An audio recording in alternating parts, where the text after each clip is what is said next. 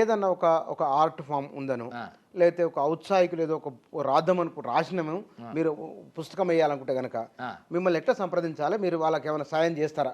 తప్పనిసరి. అయితే పుస్తకం వేయాలంటే మాత్రం దానికి ఒక కమిటీ ఉంటుంది అని చూస్తారు ఒక పద్ధతి ప్రకారం. దాంట్లో ఉండే అది మన కంటెంట్ సాంస్కృతిక విలువలని ప్రిజర్వ్ చేసే విధంగా ఉందా, ఔన్నత్యాన్ని పెంచే విధంగా ఉందా, ఏదైనా ఒక నవ్యమైన విషయాలని తెలియజెప్పగలుగుతుందా, ఇవన్నీ గమనించిన తర్వాత దాన్ని ప్రచురణకి స్వీకరించడం జరుగుతుంది. అది కొంచెం అంటే పరిమితుల మేరకే, అంటే with in government norms and guide lines మేరకే మనకు దాన్ని చేస్తారు. ఉండదు కానీ జనరల్గా కొంత ఆర్థిక దానికి చేసినందుకు గాను ప్రచురించినందుకు గాను వారికి కొంత ఆర్థిక అంటే హానరోరియం లాంటిది కూడా, ఎందుకంటే యూనివర్సిటీలు కొంత ఇస్తాయి కదా. అవును, అట్లా మీరు కూడా మేము కూడా హానరోరియం ఇస్తాం. ఎంతో కొంత హానరోరియం మంచిది. సాధారణంగా గవర్నమెంట్ హాస్పిటల్ అంటే ఈ మధ్య కొంచెం ధైర్యం వస్తుంది జనానికి, ఏదైనా కాలక్రమంలో మెరుగుపడుతుంది కదా. ప్రభుత్వానికి సంబంధించింది ఏదో పుస్తకము బ్రోచరణకు ఏముంటుంది అంటే కింద వేసిపోతారు కదా. నేను బాజా సాంస్కృతిక శాఖల పుస్తకాలు చూసి నేను ఎంత బ్యూటిఫుల్ ఇన్ఫర్మేషన్ దాంట్లో బండర్ అయిపోయినా నేను. బసవేశ్వరు నుంచి మొదలుకుంటే హైదరాబాదులో 200-300 ఏళ్ల కింద రాసిన సాహిత్యాన్ని బయట పట్టుకొని వచ్చింది. అది గవర్నమెంట్ ఇవ్వాలి, ప్రైవేట్ వాళ్ళు వేస్తే ఇంకా పెద్ద మార్కెట్ అయ్యేది అది. ఇంత మంచి పుస్తకాలు మరి మీరు పాఠకుల దగ్గర తీసుకెళ్తున్నారా? అయితే కోట్ల వ్యూస్ ఉన్నాయి. ఈ పుస్తకాల సంగతి ఏమిటి? మంచి పుస్తకాలు దీనికోసం ఏం చేసాం సార్ అంటే మనం డిజిటల్ ఫార్మాట్లోకి తీసుకున్నాం. ఇప్పుడు మేము 1000 పుస్తకాల కంటే ఎక్కువ వేయలేము.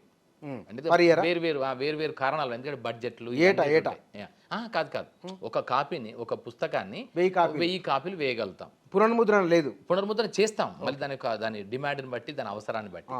అయితే ఏంటంటే దీన్ని చేరడం కంటే ఇప్పుడున్న పరిస్థితుల్లో ఏంటంటే కరోనా వచ్చిన తర్వాత ఫిజికల్ పుస్తకాలు జనాలు రావడం కంటే డిజిటల్ ఫార్మాట్ని ఎక్కువ ఎంజాయ్ చేస్తున్నారు, ఎక్కువ రీచ్ అవుతున్నది. సో అందుకని దాన్ని ఏం చేస్తున్నాం, పీడిఎఫ్ ఫార్మాట్లోకి చేసి పీడిఎఫ్ ఫార్మాట్లోకి చేసి దాన్ని ఇక వాట్సాప్ గ్రూపుల్లో కానీ ఎవరికైనా పంపిస్తున్నాం. అవునా? సో చేస్తున్నాం. దానివల్ల ఏంటంటే ఇప్పుడు బతుకమ్మ పండుగ తెలంగాణ తేజోమూర్తులు అని ఒక పుస్తకం వేశాం మేము.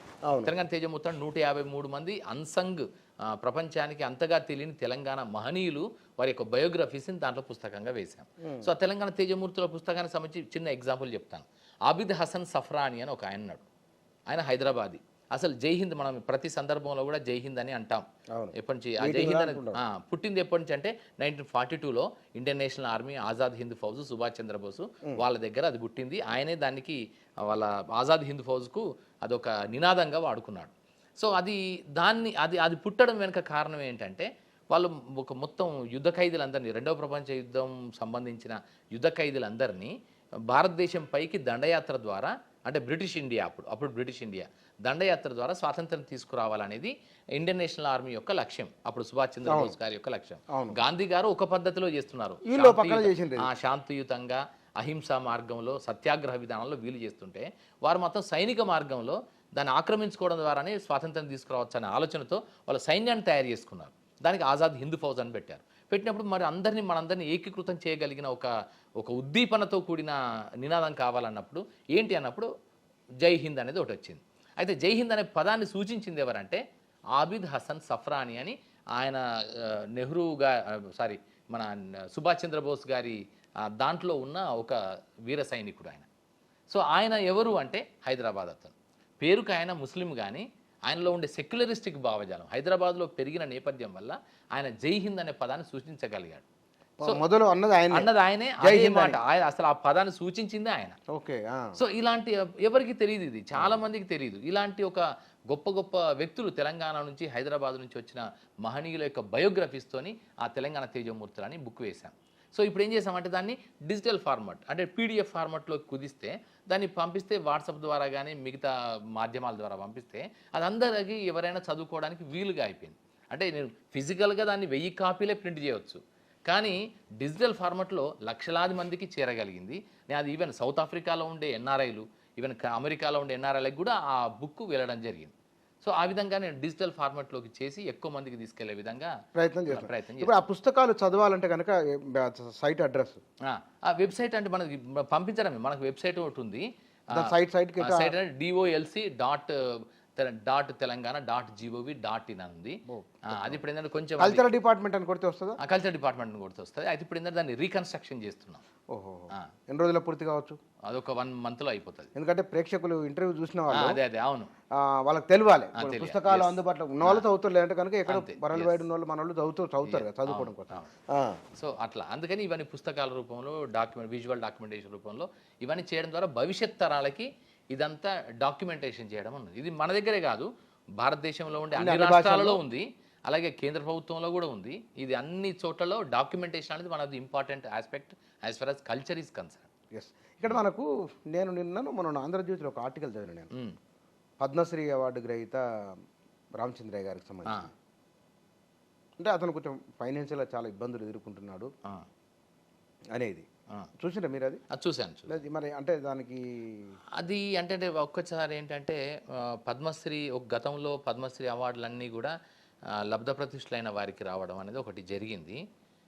అయితే ఇప్పుడు గత కొంతకాలం నుంచి కేంద్ర ప్రభుత్వ విధానాల్లో వచ్చిన ఒక మంచి ఆహ్వానించదగిన పరిణామాలలో ఎవరైతే విస్మృతులైన కళాకారులు, ఒక జానపద గ్రామీణ ఒరిజినల్ నేటివ్ ఎథ్నిక్ ఇండిజినస్ కళాకారులకు కూడా పద్మశ్రీ అవార్డులు నిజంగా చెప్పాలంటే మట్టి కళాకారులు ఆ మట్టి కళారూపం కూడా దానికి ఆ జాతీయ స్థాయి గుర్తింపు రావడం వల్ల ఆ కళారూపానికి మరింత గౌరవము, ఉన్నతత్వం వస్తుంది, శాశ్వతీకరణ కూడా చెందుతుంది. సో ఇది జరుగుతోంది. ఇది చాలా గొప్ప విషయము, ప్రతి కళాకారుడు గర్వించదగింది. సాంస్కృతిక శాఖ పరంగా కూడా ఇది గొప్ప, మా అందరికీ కూడా గర్వకారణం. సో అయితే ఏంటంటే కొంతమంది పాపం ఆర్థిక పరిస్థితి వారిది కొంచెం బాలేని పరిస్థితి కూడా మనకు తెలుసు. సో ప్రభుత్వ పరంగా సాంస్కృతిక శాఖ పరంగా మనం వారందరికీ ప్రోగ్రాముల రూపంలో కానీ ఇతర రూపాలు పెన్షన్ రూపంలో కానీ వాళ్ళందరికీ సహాయ సహకారాలు అందించడం జరుగుతోంది. అయితే కొన్ని సందర్భాలలో వారికి కావాల్సిన అంత మేరకు అందకపోవడం అనేది కూడా జరుగుతుంది. సో అయితే ఏంటంటే సకిన రామచంద్రయ్య గారు మేడారం సమ్మక్క సారలక్క జాతరకు సంబంధించిన అద్భుతమైన కథాగానాన్ని చేస్తారు. సో వారికి పద్మశ్రీ అవార్డు వచ్చింది. అయితే ప్రభుత్వ పరంగా ప్రాసెస్ కూడా చేయడం జరిగింది వారికి ఆర్థిక సాయం అందించే విధంగా. అయితే దీన్ని ప్రధానంగా చూసుకోవాల్సింది ఏంటంటే పద్మశ్రీ అవార్డు కేంద్ర ప్రభుత్వానికి సంబంధించింది. కేంద్ర ప్రభుత్వము చేసి దానికి మరింత ఎవరైతే అవసరంగా ఉన్నారో వారికి కొన్ని వసతులు కల్పిస్తే ఇంకా బాగుంటుంది. అయినప్పటికీ రాష్ట్ర ప్రభుత్వ పక్షాన ఇటీవలే మనం చూసాం, మొన్న 5-6 పద్మశ్రీ అవార్డు గ్రహీతలకి రాష్ట్ర ప్రభుత్వం అత్యంత అద్భుతంగా సన్మానం చేయడమే కాకుండా ప్రతి ఒక్కరికి నగదు పురస్కారాలని పెన్షన్ కూడా 25,000 రూపాయల పెన్షన్ కూడా మంజూరు చేస్తూ ఉత్తర్వులు జారీ చేశారు. వాళ్ళకి అవార్డు వచ్చింటది, డబ్బులు ఉండవు. అదే ఇప్పుడు ఏంటంటే నాకు ఒక చిన్న ఎగ్జాంపుల్ ఏంటంటే గుసాడి కనకరాజు గారు అన్నారు. అవును, చాలా అద్భుతమైన కళాకారుడు.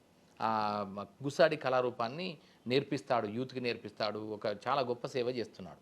ఆయనకి కేంద్ర ప్రభుత్వం పద్మశ్రీ అవార్డు ప్రకటించిన తర్వాత ఆయనని మేము వెతికి పట్టుకొని తర్వాత ఆయనకు ఫోన్ చేసేసరికి రాత్రి 11 ఆ రోజు ప్రకటించే 25వ తారీఖు 2021 అనుకుంటా. సో దాంట్లో ఫోన్ చేసినప్పుడు అయితే కానీ మందులకు పైసలు లేవు బిడ్డ అన్నాడు. పాపం ఎంతంటే గుండె తెరలైపోయిన సందర్భం.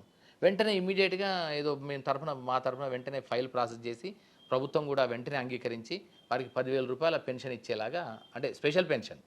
ఇప్పుడు ఈ భారతదేశంలో ఎక్కడ కూడా ఏ కళాకారుడికి 10,000 రూపాయల పెన్షన్ ఇచ్చే సదుపాయం లేదు. సో అది ప్రభుత్వం అంగీకరించింది. అంటే మన సంకల్పం ఒకటి కాదు, ప్రభుత్వ పెద్దలు, ప్రభుత్వం నిర్వహిస్తున్న ఎవరైతే ఉన్నారో వారందరూ కూడా ప్రిన్సిపల్ సెక్రటరీ గారు కావచ్చు, మంత్రివర్యులు గారు కావచ్చు, అందరూ సహకరిస్తే తప్ప జరగదు అది. సో అది జరిగింది, వారికి అయింది. ఇటీవలి కాలంలో దాన్ని 25,000 చేస్తూ ప్రభుత్వం ఉత్తర్వులు జారీ చేసింది. సో వెంటనే ఇమ్మీడియట్గా గౌరవ ముఖ్యమంత్రి గారు ఆదేశాలు, మంత్రివర్యుల యొక్క వాళ్ళ స్ఫూర్తి, తర్వాత ప్రిన్సిపల్ సెక్రటరీ గారి ఆదేశాల మేరకు వెంటనే ఇమ్మీడియట్గా దానికి ఎలిజిబుల్ అయినటువంటి వారికి పెన్షన్ కూడా 25,000 పెన్షన్ కూడా జారీ చేయడం జరిగింది. ఇప్పుడు వాళ్ళకి పెన్షన్ వస్తుంది, ఇప్పుడు వస్తున్నది వాళ్ళకి. దానిలో 6 ఎలిజిబుల్ ఉన్నారు. ఎవరెవరు? గడ్డం సమ్మయ్య గారు అని చిందు యక్షగాన కళాకారుడు, తర్వాత ఇంకొక ఆయన దాసరి కొండప్ప అని బుర్రవీణ కళాకారుడు, ఆయన కూడా పేద కళాకారుడు. వాళ్ళకి 25,000 పంపించేసాం ఇమ్మీడియట్ గా. అంటే ఎవ్రీ మంత్ వాళ్ళ అకౌంట్ లో 25,000 రూపాయలు ఇక ముందు నుంచి వస్తాయి అన్నమాట. ఇది ప్రభుత్వ ఆదేశాలు గనక ప్రభుత్వ ఆదేశాలని మనం అమలు చేస్తాం. మన చేతులు ఏముండదు, we are just employees. So whatever the government decides, whatever the instructions that has been given by the government, we are here to execute and implement and see that the things should be reach to the targeted people. ఇప్పుడు రామచంద్రయ్య అది ఆయనకు వస్తుందా మరి? 25,000 మొన్న పంపించేశాం కదా already.